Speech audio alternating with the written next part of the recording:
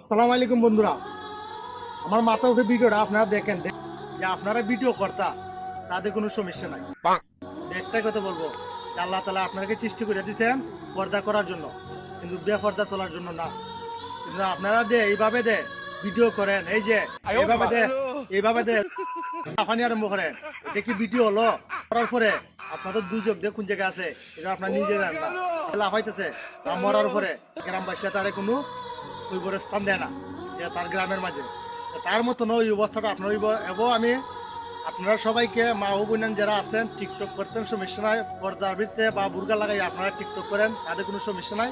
দুই ধরনের কোনো ভিডিও করবেন না, আর মানুষের কাছে সমাজের কাছে কালার হবেন না। আর মরার পরে যে না আপনারা পেনফুল আর আপনার সাথে থাকবে না, আপনার গ্রামবাসী আপনার সাথে থাকবে, এই ধরনের কোনো ভিডিও করবেন না।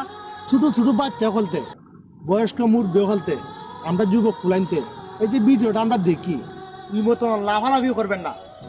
আর মরার পরে আপনারা যে দুই চোখ কুনানো আছেন এটা তো নিজেই জানেন যে আপনারা পর্দার ভিতরে থাকি আপনারা ভিডিও করেন, যেমন আপনার সাথে দেশ থাকে, গ্রাম থাকে, যেমন আপনারা সাপোর্ট করে, যেমন আপনার মূল্যের পরে আপনার জানা যায় একজনে পড়ায় কীভাবে আপনার টামাইব দোয়া করবো, আপনার শান্তি পান, আত্মীয় শান্তি পায়, এই ব্যবস্থা করেন। যদি ভিডিওটা ভালো লাগে অবশ্যই লাইক কমেন্ট শেয়ার করে দেবেন।